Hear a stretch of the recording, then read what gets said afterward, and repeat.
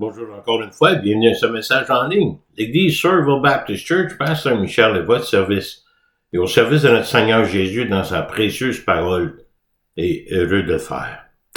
Vous souhaite la bienvenue encore une fois, nous allons plonger nos regards dans la parole de Dieu. On va continuer avec les « Je suis » de Jésus. Et juste avant de tout commencer cela, j'aimerais vous dire merci d'écouter ce message. J'espère que ça vous encourage. La semaine passée, ici à l'église, nous avons eu le jeune de Josué Ménard, un jeune homme qui travaille à Parole de vie, qui est venu nous porter la parole en anglais et en français. Il est jeune, mais il cherche l'expérience dans le Seigneur. Il aime la parole de Dieu, il aime le Seigneur et nous avons été bénis de cela. Voulez-vous me joindre dans la prière, s'il vous plaît? Père Céleste, merci encore une fois pour le privilège, la bénédiction de pouvoir plonger nos regards dans ta parole, d'appliquer ta vérité dans nos cœurs et dans nos vies, pour mieux te glorifier. Seigneur, par la puissance de ton Saint-Esprit, guide-nous, dirige-nous, aide-nous à comprendre par la puissance de ton Saint-Esprit qui vit en nous, à vivre pour mieux te glorifier. Je prie pour chacun qui est à l'écoute. Au nom précieux de Jésus. Amen. Jésus nous promet que la vie est plus que nos soucis. Tu auras des soucis, mais Jésus est la solution pour cela. Aujourd'hui, nous arrivons à la 6e déclaration « Je suis » de Jésus, trouvée dans l'Évangile de Jean, dans le chapitre 14. Donc, Jean 14, 1 à 17, « Je suis le chemin, la vérité et la vie ». Première partie, nous allons continuer la deuxième partie la semaine prochaine. Nous allons voir ça au chapitre 14, mais pour mieux comprendre ce qui se passe au chapitre 14, considérons le contexte de ce que Jésus est en train de dire à ses disciples et ce qui s'est passé au chapitre 13. Se rappelant que tout cela se passe dans la chambre haute, juste quelques heures avant que Jésus soit livré. Jésus savait que ce serait bientôt l'heure où il sera livré. Et le Seigneur vient de faire le dernier repas avec ses 12 apôtres. Mais à la fin du repas, symbolique pour leur purification spirituelle, Jésus a lavé les pieds des apôtres, se montrant comme un serviteur modèle. Dans les versets qui suivent, Jésus est en train de préparer ses hommes pour un ministère particulier. Ils auront la mission de continuer à propager l'évangile de Christ, pas juste à Jérusalem, mais au monde. Mais ils doivent commencer par la relation qu'ils auront les uns avec les autres. Jésus revient toujours à 2 commandements nouveaux. Aimer Dieu de tout son cœur, de toute son âme, de toutes ses pensées et toute sa force, et d'aimer les uns les autres. Je vous donne un commandement nouveau. Aimez-vous les uns les autres comme je vous ai aimé. Vous aussi aimez-vous les uns les autres. En effet, c'est pas un commandement nouveau, mais un commandement apporté d'une autre façon et accompli d'une autre manière. Par l'amour sacrificiel et le modèle de Christ de s'aimer les uns les autres sera basé sur ce qu'ils ont vu de Jésus, comme lui les a aimés. Un commandement nouveau parce que par la transformation du Saint-Esprit, l'amour du Christ sera reproduit à l'intérieur de chaque croyant. Pourquoi c'est si important? Pourquoi il y a tant d'emphase d'aimer Dieu, aimer les uns les autres? Jean 13, 35. À ceci, tous connaîtront que vous êtes mes disciples si vous avez de l'amour les uns pour les autres. L'amour exprimé, partagé, manifesté est une partie essentielle du témoignage de celui qui appartient à Christ, de ceux qui appartiennent à Christ, qui vivent comme son propre corps, Église et même son épouse. Jésus leur annonce que son départ s'approche. Mais Simon-Pierre lui pose une question au verset 36. Simon-Pierre lui dit, « Seigneur, où vas-tu? » Et Jésus répondit, « Tu ne peux pas maintenant me suivre où je vais, mais tu me suivras plus tard. » Pierre demande où allait Jésus et nous savons que Jésus devait terminer son œuvre qui était prêt à aller sur la croix, puis ensuite retourner à Dieu le Père. Son œuvre de rédemption devait être terminée, achevée. Il dit, vous pouvez pas me suivre maintenant, mais vous allez me suivre par la suite. Parce que l'œuvre du Christ continuera à travers les apôtres. Et leur œuvre à eux vient de commencer. Poursuivant le ministère de Jésus après son départ. Ensuite, dans le chapitre 13, Jésus annonce, en plus de cela, qu'un des apôtres va le trahir. Qu'il ne pouvait pas suivre même si chacun prétendait vouloir mourir avec Christ, en particulier Pierre. Ils se disperseraient tous lorsque la foule viendra s'emparer de Jésus. Jésus devait aussi annoncer à Pierre qu'il régnerait le Seigneur 3 fois. Ensuite que Judas Iscariote, il sort du groupe pour exécuter son plan de trahison du Maître. Ce sera la période la plus sombre pour les apôtres. Il ne serait plus que 11 apôtres. Il serait seul face au monde. Mais maintenant, au chapitre 12, Jésus veut réconforter les apôtres dans une conversation avec eux à cœur ouvert. Jésus veut les rassurer qu'il reviendra vers eux dans peu de temps et d'une autre façon aussi. Dans son discours, Jésus répondra aux questions spécifiques de 3 des apôtres, Thomas, Philippe et Judas, mais pas Judas Iscariote, lui est parti. Jésus va leur parler du ciel, de son identité avec Dieu le Père, la venue du Saint-Esprit et sa présence avec eux. Jésus leur dit comment leur foi en Christ et leur amour pour Christ va les équiper pour accomplir le travail qui leur sera confié. À cause de ce groupe central de 11 apôtres, plus tard, Jésus va se révéler à Paul, qui est ajouté comme apôtre aux gentils. Mais à cause de le courage et le dévouement de ces hommes, nous avons maintenant l'évangile de la bonne nouvelle de Jésus-Christ, qui est notre salut. Je suis le chemin de la vérité et de la vie, la réalité du ciel d'abord. Que votre cœur ne se trouble point. Croyez en Dieu et croyez en moi. Qu'est-ce qu'un cœur troublé? Un cœur qui ne trouve aucune consolation. Parce que les circonstances actuelles semblent être sans solution. Le départ de Jésus semblait être la fin pour ces hommes. Jésus savait que le monde serait bientôt écroulé, qu'il serait confus, se sentirait abandonné, éprouverait de l'anxiété et le doute. Mais Jésus voulait les soutenir spirituellement et émotionnellement. Si vous croyez en Dieu, croyez en moi. C'était une promesse que cela apporterait réconfort et paix à leur cœur troublé. Leur foi et leur confiance en Christ sera leur plus grande consolation. Croire en Christ, c'était de croire en Dieu. Et Jésus va clarifier cette réalité un petit peu plus tard dans notre texte. Vous savez, Jésus n'a jamais promis que nous aurions une vie sans problème, mais il a promis que nous pourrions avoir un cœur serein, même dans une vie troublée. Il existe aujourd'hui une solution divine pour les cœurs troublés de ce monde. De faire confiance à Dieu, de compter sur l'amour de Dieu manifesté à travers de l'envoi de son Fils Jésus. L'espoir non seulement dans cette vie, l'espoir pour l'éternité. Quelle meilleure façon que de les réconforter que de parler de leur demeure céleste et de sa demeure céleste. Il y a plusieurs demeures dans la maison de mon Père. Si cela n'était pas, je vous l'aurais dit, je vais vous préparer une place. Jésus va aller préparer une place pour chacun d'eux, chacun de nous, qui avons Christ comme Sauveur et Seigneur. Et lorsque je m'en serai allé, et je vous aurai à préparer une place, je reviendrai, je vous prendrai avec moi, afin que là où je suis, vous y soyez aussi.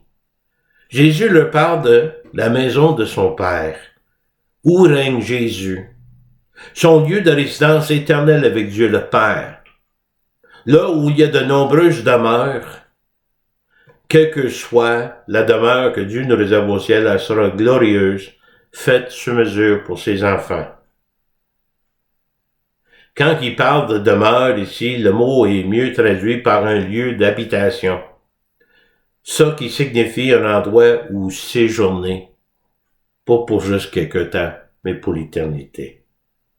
Un lieu de résidence permanente pour ceux en Christ, pour ne plus jamais expérimenter la séparation avec Dieu, ni la séparation avec la famille de Dieu. La maison de Dieu sera notre maison, elle est déjà notre maison.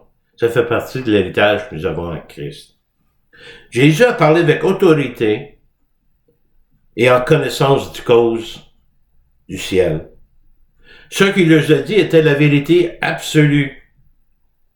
Si ce n'était pas vrai, Jésus lui dit, je vous l'aurais dit. Mais Jésus le fait comprendre clairement. Jésus ne mentirait pas, ne pouvait pas mentir, étant Dieu parfait et sans péché. Je vais vous préparer une place. C'est la planification, l'initiative de Jésus et tout cela faisait partie du plan de Dieu. Je reviendrai pour vous recevoir auprès de moi. Donc, le retour de Jésus est promis ici pour les disciples, mais ça ne voulait pas dire juste à sa résurrection ou avec la venue du Saint-Esprit. Jésus voyait encore plus grand et plus loin. Il avait également à l'esprit le grand rassemblement de son peuple à la fin des temps. Le paradis et le ciel comme notre maison.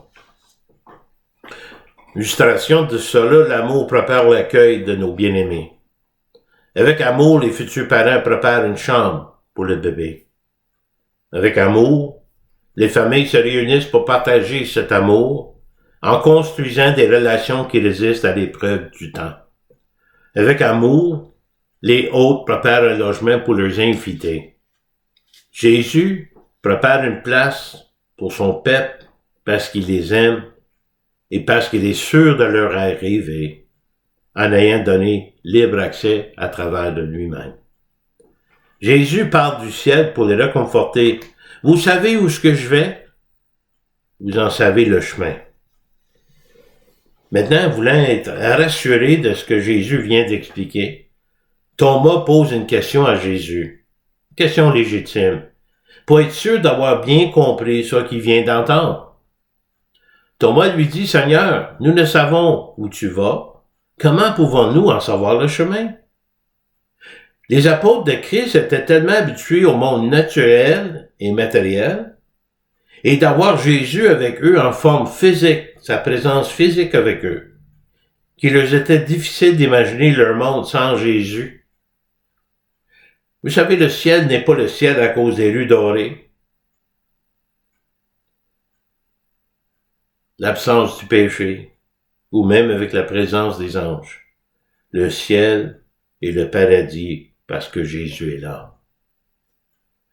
Jésus leur enseigne petit à petit selon leur capacité d'apprendre et de comprendre. Plus tard, le Saint-Esprit leur rappellerait de ce que Jésus leur avait dit. Quelle préparation divine! Nous sommes réconfortés de savoir que Jésus nous prépare une place au ciel, mais aussi, Jésus nous prépare pour notre place au ciel, pour nous rendre de plus en plus semblables à lui. Christ, en réconciliant les hommes avec lui, avec Dieu, prépare une place pour ses rachetés. Verset 6. Jésus lui dit, « Je suis le chemin, la vérité et la vie. Nul ne vient au Père que par moi. » Quelle déclaration! Ça qui rend possible le salut par la foi en Dieu, la foi en Christ. Jésus n'a pas dit qu'il leur montrerait un chemin. Il a dit qu'il est le chemin. Jésus n'a pas promis de leur enseigner une vérité. Il a dit qu'il est la vérité. Jésus n'a pas dévoilé les secrets de la vie. Il a dit qu'il est la vie. Personne ne vient au Père que par moi. Jésus nous donne la base du salut par la grâce et non par le mérite. On n'a pas besoin de passer par d'autres personnes. On n'a pas besoin de passer puis essayer de faire des œuvres pour lui plaire. On passe par le sacrifice de Christ à la croix. Jésus a fait cette déclaration remarquable affirmant qu'il était le seul chemin vers Dieu. Le seul accès à Dieu le Père, le ciel, le vrai Dieu au ciel. La bonne nouvelle, c'est Jésus. N'importe qui peut venir qui le désire. Il force personne à venir s'il le désire pas. On a un bel exemple, et on l'a déjà vu, d'Étienne, le premier martyr de l'Église de Christ. Il est en train de partager l'Évangile, en train de dire que Christ était le Messie qu'ils ont crucifié. Et la foule attend, ils sont plus capables à un moment donné de tolérer ses paroles, ils veulent la lapider suite à ses paroles et son témoignage. Mais regarde ce qui se passe avec Étienne ici. Un petit avant-goût du ciel. Mais Étienne, rempli du Saint-Esprit, et fixant les regards vers le ciel, on garde nos yeux sur Jésus, vit la gloire de Dieu et Jésus debout à la droite de Dieu. L'effet qu'Étienne était rempli du Saint-Esprit nous démontre la source de son courage, sa sagesse et la puissance de sa prédication, venant de Dieu même. Il a jeté ses regards au ciel, il a vu la gloire de Dieu. Est-ce que cela était une vision personnelle ou une sorte de fenêtre ouverte dans le ciel, comme l'apôtre Jean décrit dans l'Apocalypse? Le texte ne nous dit pas. Mais Jésus a été vu par Étienne, debout à la droite de Dieu. Contrairement à la description plus courante de Jésus assis au ciel à la droite de Dieu le Père. Suggestion. Peut-être que Jésus se tenait ici debout, en solidarité avec Étienne, excusez, en ce moment et en tant que premier martyr de l'Église de Christ. Étienne décrit ouvertement et clairement ce qu'il voit. Il donne en détail. Et il dit, voici, je vois les cieux ouverts et le Fils de l'homme debout à la droite de Dieu. Il disait de voir Christ le Sauveur, son Sauveur, voir la demeure céleste, décrivant ce qu'il a vu. Cela a rendu la foule en colère davantage, encore plus violent en entendant ses paroles. Il mentionne que ce Christ qu'ils ont crucifié, ils pouvaient le voir au ciel avec Dieu le Père. Qui veut dire qu'il les rendait coupables d'avoir crucifié leur propre Messie, quelque chose qu'ils ne pouvaient pas croire ni même admettre. Mais on continue dans l'histoire. Étienne était prêt à céder sa vie terrestre, sachant à quoi s'attendre après sa mort. Et il confie son esprit à Dieu, regardez. Et il lapidait Étienne qui priait disait, Seigneur Jésus, reçois mon esprit. Puis, s'était mis à genoux. Il s'écria d'une voix forte, Seigneur, ne leur impute pas ce péché, et après ces paroles, il s'endormit. Il a remis son esprit à Dieu, mais Étienne a aussi trouvé la force de demander à Dieu de ne pas tenir responsable ces gens pour ce qui lui arrivait. Toute une demande.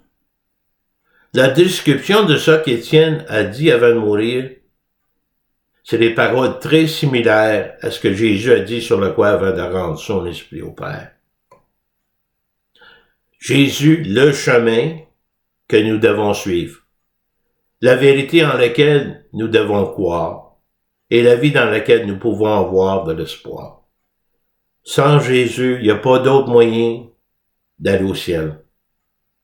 Il n'y a pas d'autre moyen de connaître la vérité. Puis il n'y a pas d'autre façon de vraiment vivre. Je suis le chemin, la vérité et la vie, la réalité du ciel. Ensuite, Jésus va parler de sa relation avec Dieu le Père, l'unité avec Dieu, la dépendance de Dieu. Jésus continue en expliquant qu'il est la représentation parfaite et divine de Dieu, le Père. Si vous me connaissez, vous connaîtrez aussi mon Père. Et dès maintenant, vous le connaissez et vous l'avez vu. Jésus déclare que connaître le Christ, Jésus, équivaut à connaître Dieu le Père, qui verrait Dieu à travers les œuvres de Jésus et la nature même de Jésus. Ses paroles, son caractère. Vous savez, les apôtres avaient appris beaucoup sur Dieu pendant leur séjour avec Jésus. Mais ils étaient sur le point d'apprendre à connaître Dieu à travers la mort et la résurrection de Christ. Ils finiraient par voir et comprendre l'amour de Dieu manifesté à travers la mort sacrificielle du Christ sur la croix. Ils finiraient par voir et comprendre l'approbation de Dieu du sacrifice du Christ en leur faveur à travers la résurrection de Christ. Philippe a une question. Philippe lui dit, Seigneur, montre-nous le Père et cela nous suffit. Philippe, incapable de comprendre, a exigé simplement de voir le Père, soit physiquement ou dans une vision. Mais Jésus exprime son unité avec Dieu le Père, les deux, comme un. Lui répond, Jésus lui dit, il y a si longtemps que je suis avec vous, tu n'as pas connu, Philippe. Celui qui m'a vu a vu le Père. Comment dis-tu, montre-nous le Père? Ça faisait 3 ans que Jésus est en train de leur montrer le Père à travers ses œuvres, ses actions, ses paroles, sa nature, son caractère. Philippe avait été proche de Jésus, mais ne comprenait pas toujours ce qu'il disait. C'était le résultat d'un aveuglement spirituel partiel qui était sur le bord de changer. Et comme nous, il y a tellement plus à apprendre et à comprendre concernant Jésus et Dieu. De voir l'amour de Jésus, c'est de voir l'amour de Dieu le Père. De voir les œuvres de Jésus, c'est de voir les œuvres du Père. Clairement un exemple divin de tel Père, tel Fils. Jésus vraiment le Dieu incarné. Et Jésus continue à expliquer sa dépendance du Père. Ne crois-tu pas que je suis dans le Père et que le Père est en moi? Les paroles que je vous ai dites, je ne les dis pas de moi-même, et le Père qui demeure en moi, c'est lui qui fait les œuvres. Jésus a vécu et parlé de la dépendance constante de Dieu le Père, et comment Jésus n'a rien fait en dehors de l'autorité, ni sans la direction de Dieu le Père, même en attribuant les œuvres au Père. Le Père et le Fils, un dans la nature et dans leurs œuvres. Croyez-moi, je suis dans le Père, et le Père est en moi, croyez du moins à cause de ses œuvres. Jésus appelle Philippe et les autres à le croire, pas seulement de croire en lui, mais de lui faire entière confiance, prenant chaque parole de Jésus comme la vérité absolue, définitive. Le croire en toutes choses. L'unité avec Dieu, dépendance de Dieu de la part de Jésus. Ensuite, on continue avec l'amour, obéissance et le Saint-Esprit. Encore une fois, une déclaration concernant les œuvres. En vérité, je vous le dis, celui qui croit en moi fera aussi les œuvres que je fais, et il en fera des plus grandes, parce que je m'en vais au Père. Celui qui croit en moi, Jésus a simplement encouragé les disciples à lui faire confiance d'abord, à s'appuyer sur lui et s'y accrocher avec foi, à cause de qui il est et des paroles qu'il a prononcées et même des miracles qu'il a accomplis. Ici, les disciples, les apôtres en particulier, sont appelés à continuer le travail de Jésus pour la gloire de Dieu et ils seront équipés de Dieu pour l'œuvre qui leur attend. Vous allez faire des œuvres comme j'ai fait, mais vous allez en faire des plus grandes. Qu'est-ce qu'il veut dire par des œuvres plus grandes? Il n'y a pas d'œuvre plus grande que la mort et la résurrection de Christ. Mais dans l'ampleur de leurs œuvres, ces disciples parleront et propageront la bonne nouvelle à plus de personnes dans plus de lieux que Jésus ne l'a jamais fait dans sa vie et son ministère. Ce serait toujours les œuvres de Jésus, même à travers d'eux, Ce seraient des œuvres préparées pour eux, réalisables par l'Esprit qui sera en eux. Et Jésus devait s'en aller pour que le Père leur envoie le Saint-Esprit. Et tout ce que vous demanderez, et tout ce que vous demanderez en mon nom, je le ferai, afin que le Père soit glorifié dans le Fils. Et si vous demandez quelque chose en mon nom, je le ferai. D'abord, on voit ici l'accessibilité par la prière. L'une de leurs grandes ressources, c'est d'être entendu de Dieu et de demander des choses au nom de Jésus. Il dit tout ce que vous demandez, tout ce qui sert à la volonté de Dieu, et tout ça qu'il peut vous donner comme pour rendre gloire au nom de Dieu le Père.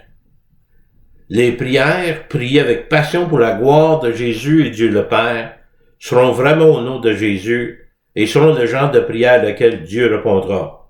Par contre, avertissement, ces versets ont été usés, abusés et mal interprétés par plusieurs.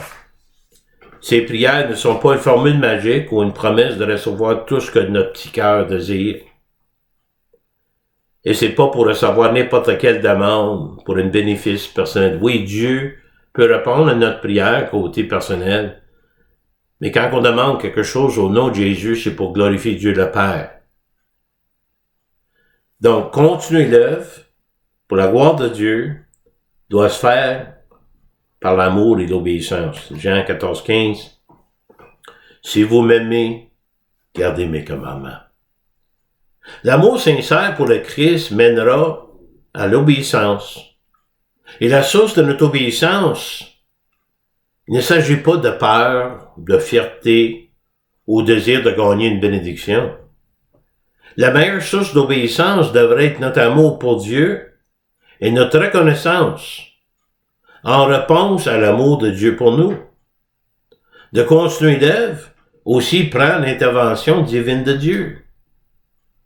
Et moi, dit Jésus, je prierai le Père et il vous donnera un autre consolateur, afin qu'il demeure éternellement avec vous. Le Père vous donnera un autre consolateur, le Saint-Esprit, dans chaque croyant lors de la conversion. Dieu le Fils a promis de prier Dieu et d'envoyer ce que Dieu a promis d'avance. L'idée d'un consolateur, c'est quelqu'un qui est appelé à aider les croyants. Ça peut faire référence à un conseiller, un médiateur, intercesseur, quelqu'un qui apporte force et consolation aux croyants. Le Saint-Esprit est donné à ceux qui sont en Christ, qui l'ont reçu comme sauveur et aussi comme Seigneur pour le servir. Jésus dit ceci, l'Esprit de vérité que le monde ne peut recevoir parce qu'il ne le voit point et ne le connaît point. Mais vous le connaissez, car il demeure avec vous et il sera en vous. Le monde, ceux sans Christ, ne peuvent recevoir le Saint-Esprit ni comprendre les choses spirituelles. J'aimerais juste expliquer un petit quelque chose ici. Avant le jour de Pentecôte, le Saint-Esprit était avec les apôtres, il les accompagnait. Après le jour de Pentecôte, la réception officielle du Saint-Esprit pour les premiers croyants, le Saint-Esprit est venu vivre dans les apôtres, et cela éternellement. Jésus donnerait le Saint-Esprit, qui est une personne, non une chose, afin qu'il demeure en nous de façon permanente, pas temporairement. Lorsqu'il donne l'Esprit, c'est en permanence. On sait que dans le Saint-Esprit, dans l'Ancien Testament, des fois, parfois, il t'a donné pour faire une certaine œuvre, puis à un moment donné, ça peut être retiré, comme le roi Saül. Dieu il a retiré son esprit de lui. Contrairement au monde, le disciple de Jésus connaîtra le Saint-Esprit. Le disciple de Jésus aura le Saint-Esprit en lui. Je suis le chemin, la vérité et la vie, l'amour, l'obéissance et le Saint-Esprit. Le Saint-Esprit nous aide à vivre une vie saine en Christ. Et le Saint-Esprit nous aide à vivre une vie qui porte du fruit pour la gloire de Dieu. Une vie indisciplinée ne mène jamais au progrès. La semaine prochaine, je suis le chemin, la vérité et la vie, la deuxième partie, et j'aimerais juste passer quelques versets dans Acte 1.